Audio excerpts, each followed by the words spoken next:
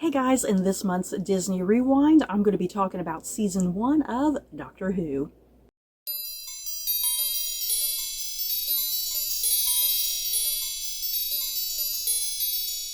Oh my god, there's so much about my intro that I just said that is just so mind-blowing to me. First of all, I'm putting this Doctor Who review under Disney, my Disney Rewind category of videos because Doctor Who was bought by Disney Plus, so it's now technically a Disney show, I guess. Because over here in America, Doctor Who used to always air on BBC America, so it's really weird being on Disney Plus now. And then, plus, part of my intro that I just said, season 1 of Doctor Who. We're not going the traditional route with the numbering system of the seasons anymore. This is like a complete reboot now. So we're starting back over at season 1. You know what? And I guess that's okay because honestly, I don't even remember what the last season was. Like the number. Was it season 14, 15? I honestly don't even know. I kind of lost track of the numbering. So yeah, you guys, before I do head into my thoughts and feelings on the latest reboot, I guess, of Doctor Who. This video is most likely going to be containing some spoilers. I'm not going to be getting into every little thing, but like especially like the big villain reveal at the end of the season, I'm definitely going to be bringing that up. So if you have not watched this season and you plan on doing so, I'm definitely going to be revealing the big villain at the very end of this video. So you might want to come back at a later point and revisit this video. So how did I feel about the return of Doctor Who? Yeah, guys, I absolutely loved this season. Doctor Who is back. Thank God. I feel like I'm in the minority. I feel like there's a lot of people who just did not like this season. I mean, it's very divided and very divisive. There's the people who love this season. There's a lot of people who don't. It's like you can't make anybody happy. But for me personally, wow, I just absolutely freaking loved this season of Doctor Who, you guys. Just the fun, the magic, the whimsy, the silliness, everything that I look forward to with Doctor Who, all of that was back in this season. I have not been in love with the show for quite a while now. I mean, I've been watching it, you know, as a fan of Doctor Who, I've been watching every season, but yeah, my favorite seasons, well, yes, starting with the reboot era with Christopher Eccleston. I loved his season. I loved all of David Tennant. And yeah, like my favorite seasons are season 4 with David Tennant, his final season, and then Matt Smith's first season. Though, yeah, season 4 and 5, those are my personal favorite seasons of the show, and where I think the show really kind of hit its climax, if you will. And yeah, Peter Capaldi and Jodie Whittaker, I did really like them as the Doctor. I think they worked in their own way, but it's the writing that did them dirty. I just feel like after Matt Smith left, the writing just kind of disintegrated and fell apart, and the show is just trying to introduce way too much lore and mythology, and a lot of it was just really hit or miss. And not just that, just being very confused and overwhelmed with like a new mythology and lore. So I struggled with the Peter Capaldi and Jodie Whittaker seasons, to be quite honest. Once again, not that there was anything wrong with them. I liked both of them, but boy oh boy. So yeah, when Doctor Who came back after Jodie Whittaker, and it was David Tennant. David Tennant was back for 3 episodes for the 60th anniversary. I loved those 3 specials, and so I had a lot of hope and promise going into Ncuti Gatwa's new season. And yes, I freaking loved it, you guys. This season was just so compelling and fast-paced, and like I was mentioning, the later seasons with like Peter Capaldi and Jodie Whittaker, I was just so overwhelmed and I was so confused. I didn't understand what was going on half the time. Like, I couldn't even sit and give you a plot synopsis of an episode, you know, because I didn't understand what was going on. But like, yeah, Ncuti Gatwa's episodes, they're so fun and silly and whimsical and magical, and they're so very easy to follow. You guys, I can just sit and talk about any given episode, and I can tell you what happens at the beginning, what happens at the middle, and how it all wraps up at the end. You know, they're so very easy to follow, and I love that. You know, I'm not here for like wild and crazy sci-fi because I'm not a big huge sci-fi person. Doctor Who is about the depth of sci-fi that I enjoy and it works for me. And yeah, I loved this season. As I already said, it premiered on Disney Plus, both here and the UK. We had 8 episodes, which I really would love to see more because all of the other seasons, like especially with like Christopher Eccleston and David Tennant and Matt Smith, they all had 13 episodes, didn't they? And then I think it started kind of dwindling. It started dwindling after that point, and now we're at 8. I need more. I could have easily just had more time with this first season. And I seriously loved every single episode. Yeah, guys, it's kind of one of those rare seasons of Doctor Who for me where every single episode just works absolutely. I don't really even have an episode that I dislike. Yeah, if I were to rank all the episodes, obviously there would be something at the bottom, like Space Babies. I would put Space Babies at the very bottom, but even that, even putting Space Babies at the bottom, I still really highly enjoyed that episode. It was just sheer classic Doctor Who to me, just so fun and enjoyable and lovable. And this season in particular had some truly amazing standalone episodes. My God, the standalone episodes. And in between all the standalone episodes, you would have kind of that greater, larger thread and arc weaving through. You know, like the mystery of Ruby's mother. Mrs. Flood would pop up every now and then. The whole thing of the one who waits or whatever. You know, you would get little bits of the larger overarching plot kind of woven into some of these standalones, and that's great. You know, I loved that the standalones were able to be standalones and still kind of enhance future things that were to come for the big plot. And that's very typical of Russell T Davies. I forgot to mention we have the return of showrunner Russell T Davies. Thank God, because I love him as showrunner, to be quite honest.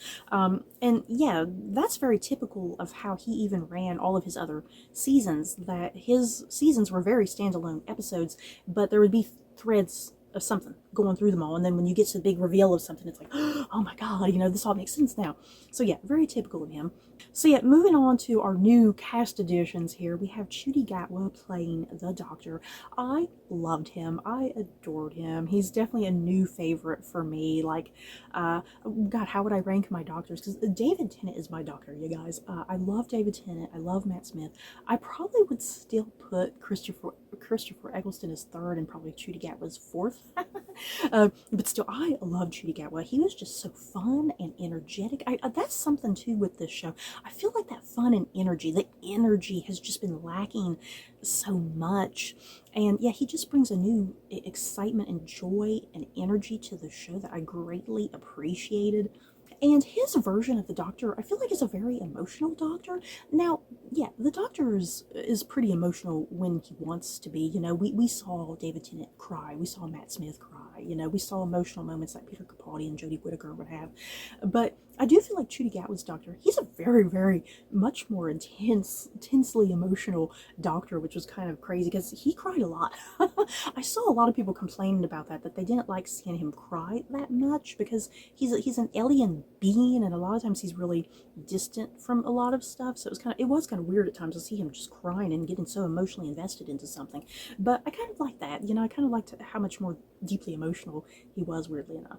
Now, I did see people complaining about this with his wardrobe. I mean, I like the fact that he had a lot of different wardrobe changes, you know, because a lot of times the Doctor tends to have like his standard like 2 outfits and that's about it. But Ncuti Gatwa, he pretty much had like a different outfit every single episode. So that's kind of my frustration. Like, what is his big iconic outfit going to be? You know, what are people going to cosplay as? Because that's kind of the thing with the Doctor. People love cosplaying as the Doctor because he has a very distinct look and feel to him, and I'm not sure what Ncuti Gatwa's distinct look would be exactly. And then we have our new companion, Millie Gibson, as Ruby Sunday. We are back to just one companion, you guys. Yeah, Peter Capaldi had one companion at any given time, if I'm not mistaken, because he had Clara, and then he had Bill, and then I think Nardole kind of got in there a little bit, but he wasn't in every single episode. So Peter Capaldi had just like his solitary companion. But then yeah, Jodie Whittaker, that was kind of a big problem with me for Jodie Whittaker, was just she had too many companions because she had Ryan and Graham and Yaz and then Dan later. And I mean, the thing is, I loved all of them. That I loved every single one of their characters. But the problem was they never had enough time to fully develop and really show themselves within any given episode and be the hero, because not only is this show about the Doctor, but it's also about the companion. It's very much the companion who is representing us, the viewer, because a lot of times the companion tends to be human, and they are representing us, and they are our eyes and ears. And because the Doctor is so alien, and sometimes he can be so distant, and sometimes he might not fully understand something, the companion is sometimes that one voice for the Doctor, like, hey, maybe we should do something differently, maybe think about something differently, so I'm glad we are back to just one companion with Ruby Sunday. I loved Ruby. She was just the sweetest little thing, and once again, the same like Judy Gatwa, just bringing in that energy and that fun and that joy. And good God, she is young and she made me feel so old because I think they said she was born in, did they say she was born in 2005? Dear God. And yeah, the reboot with Christopher Eccleston started in 2005, you guys. Dear God, that made me feel so old. So the big mystery of Ruby Sunday is definitely this whole idea with the Christmas special. She is left at a church by her mother. Who is her mother? Why was she abandoned? That's kind of the big overarching thread that's presented this whole season, with the mystery of Ruby's mother. And yeah, we do get that revealed by the final episode. And I like that her mother was kind of nobody. She wasn't anybody important, because I think we the fans built it up more like, oh, her mother's a past companion, or her mother's some villain or crazy person or something like that, so I like the fact that her mother was just normal. I love that. But yeah, Millie Gibson, an absolute joy and a highlight this season. And it seems like goodbye for now with her, because it seems like we're going to be getting another companion. Yeah, I liked how Ruby was able to stand on her own for some episodes, because like 73 yards, for instance, that was like her whole episode, and it totally worked for me. She's able to stand with the Doctor side by side, I think, and be a worthy companion. So yeah, I'm just going to be running down a list of some notes here, you guys. I'm just going to be really quick here. It was great to see Unit back. It was great to see Kate. Yay. I always like seeing Unit. Carla and Cherry Sunday, Ruby's adoptive family, if you will. Carla and Cherry Sunday are always a joy. They always have some of the best just one-liners in any given episode. We have the return of Bonnie Langford at some point in the final 2 episodes, I believe. Yeah, last time we saw her, she was in the 60th anniversary episodes. The thing with Bonnie Langford's character, Mel Bush, the thing with Melanie, she's one of those companions. I have never seen a single episode of Doctor Who with her. I have never seen any episodes of like the old Doctor Who show, but just knowing that Melanie was a former companion, it's like it just instantly opens me up to her, and I just instantly gravitate towards her. That's kind of the weird magic of the show, is that even when former companions come on, even if you've never seen those companions before, it's like just because they're a companion, you instantly just love them. So I loved seeing Melanie return, and that dynamic with the Doctor and how she functions into Unit. Yeah, oh Lord, that last episode with her, I almost thought she was dead. Let's see, the insane mystery of Susan Triad, who was played by actress Susan Twist. Great name, by the way. Her last name is Twist. Brilliant. Great casting with just her last name alone. The insane mystery of Susan Twist's character.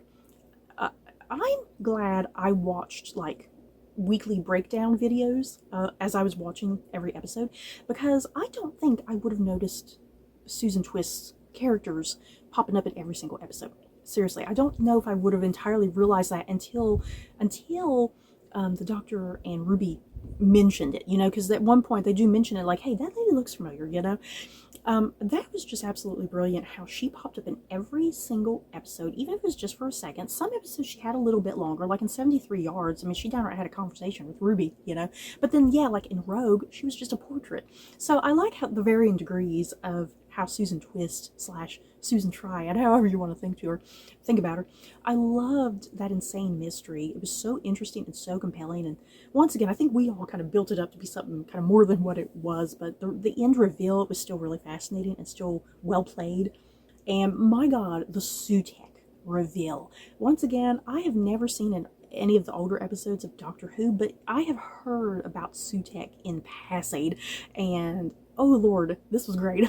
The Sutek being the big bad villain of this entire season. What a reveal!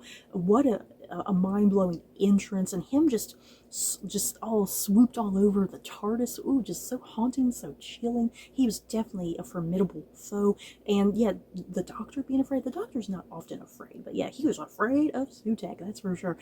I love the design of Sutek. I know a lot of people didn't like the design because they wanted that classic, like, 60s, 70s look of Sutek, but I liked him as the cute little kind of Egyptian dog looking thing, whatever he was. I liked the design. I thought he was kind of cute. Yes, the CG was a little cheesy and silly, but I mean, that's Doctor Who for you. I thought he was cute. Cute little doggy. So I take it Sutek has been vanished permanently. You know, I really thought when Sutek had his Thanos moment, I shall say, because Sutek sat and like just dusted everybody away like Infinity War, like Thanos does, you know, in those last couple Avengers movies and whatnot. And I mean, I was scared half to death. I was like, oh my God, Sutek actually won. He actually defeated the Doctor. The Doctor was not able to fix this situation. But yes, knowing it's Doctor Who, it's like in the back of your mind, you know that the Doctor has got to fix this somehow, some way. Not everybody can be dead, because yeah, like Kate died, everybody at Unit died, and I was like, oh hell no. So yeah, I mean, Sutek as the big threat of the season was really well played, I think, and very believable, because, I mean, I was terrified of him. For God's sake, like I said, he pulled a Thanos and dusted everybody away. And oh my God, you guys, we need to bring back Jonathan Groff as Rogue. The man has got to have a real name, right? I mean, we can't just call him Rogue the whole time, can we? I bet he has some sort of name. It's probably something silly that he doesn't want to tell anybody because it's embarrassing or something. But yeah, Jonathan Groff as Rogue. My God, I loved that episode. It was just classic Doctor Who, like a historical period piece. And Jonathan Groff's character, he definitely gave me vibes of both Captain Jack Harkness and River Song. I love that, because, you know, like, River Song is the Doctor's wife, if you will, and yeah, Captain Jack always kind of was really flirtatious with the Doctor, so kind of like that combo of what Rogue was doing. He had those traits of Jack and those traits of River, which was wonderful. And yeah, he sacrificed himself to save Ruby, essentially, there at the end, and yeah, and he told the Doctor, come find me. And so I'm going to assume that Rogue is going to kind of be like a River Song type of character, that the Doctor will encounter him in numerous places in time, and it's just going to be a matter of, will they ever actually truly get to be with one another, you know, or just disaster going to strike inevitably like it does on Doctor Who. It seems like nobody can ever have a happy ending on this show. And yeah, my 3 favorite episodes, like I said, I loved every single episode, but my 3 personal favorite episodes were definitely 73 Yards, Dot and Bubble, and Rogue. Wow, what a trio. And all 3 of those just fell in line with each other. What a trio of episodes, really distinct and different from one another. 73 Yards especially, you guys. Jesus Christ, what a terrifying episode. You know, the mystery of the lady in the background, she's always 73 yards away from Ruby, and it turns out it's Ruby herself. My God. And yeah, guest star in that episode on Aniran Barnard. I love Aniran Barnard. Yeah, guys, I was thrilled when he popped up. I mean, he was playing a bad evil prime minister, but I was still thrilled and excited that he was in the show. I'm curious if he'll ever pop up again, because the Doctor mentions several times about his character being the worst prime minister in England and whatnot, so I'm really curious if he'll ever pop up again in some interesting way. But yeah, I loved Aniran Barnard in that. I just wish I could have done more with him, to be quite honest. But yeah, 73 Yards, just an absolutely haunting, chilling episode. Dot and Bubble, on the surface, kind of just almost kind of silly, and you know, the whole thing of the future and everybody just over relying on technology. But then yeah, you get that big reveal at the end of the episode that's all about racism, and everybody in this society are a bunch of crazy racists. Jesus Christ, that was an insane reveal. I mean, if you had been paying attention to the episode anyway from the beginning, you should have been kind of picking up on those little bit of nuances anyway. And then, but still, it's like that ending. It's like, wow, wow. And then, yeah, I already gushed about Rogue with Jonathan Groff. I love period pieces. That was the Bridgerton spoof, essentially. Coincidence that Bridgerton aired this year as well. I love that whole thing, and yeah, if you love Bridgerton, all the little jokes are in there in the Rogue episode, which was great. And yeah, I think what all three of those episodes in particular had in common, kind of social and political commentary. I think that was all very well done in all three of those, because I think in previous seasons the social and political commentary was just being pounded to death, and it just wasn't working for a lot of people. And I think the social and political commentary, like throughout this season in particular, was just done a lot more subtly and with more nuance, that it didn't feel like you were being lectured to, because I know people don't like to be lectured to. People hate being lectured to. Your audience is intelligent. Let them figure it out on their own. And I think this season really did that without being so in your face about certain things. So yeah, I am definitely very excited for the next season. Goodbye to Ruby, alas. I will miss her, but it does sound like she will pop up for a few random episodes, which I'm totally fine with. And yeah, we have Virata Sethu, I believe is how her name is pronounced, because she popped up in the episode Boom as Mundi. So we already know she's going to be the new companion, so I'm pretty excited to see how she's going to function into the show, and how she's going to return, because I'm assuming the Doctor has to go back to that one planet to collect her somehow. And yeah, we do end with that crazy, just what the hell is going on here, outro with Mrs. Flood, because Mrs. Flood has been a mystery all season. It seems like she knows more than she's kind of giving out, Is she good? Is she a villain? Who knows? I'm definitely excited to see what's going on with Mrs. Flood, because yeah, boy oh boy, when all that stuff was going down with Sutek, what the hell was going on with Mrs. Flood? I still don't know. I'm still questioning, but I'm excited. So you guys, that is it for my thoughts and feelings on season 1 of Doctor Who. If you can't tell, I absolutely loved this season, and I was thrilled with it. I loved everything about it for the most part. So yeah, in the comments below, have you guys seen this new season of Doctor Who? What did you think about it? Did you love it? Did you hate it? If you hated it, that's okay. If there were things about it that didn't work, definitely feel free to comment down below what things maybe rubbed you the wrong way. So that's it for this review. Don't forget to like, comment, and subscribe. And if you like this video, you may like these other videos. Bye guys.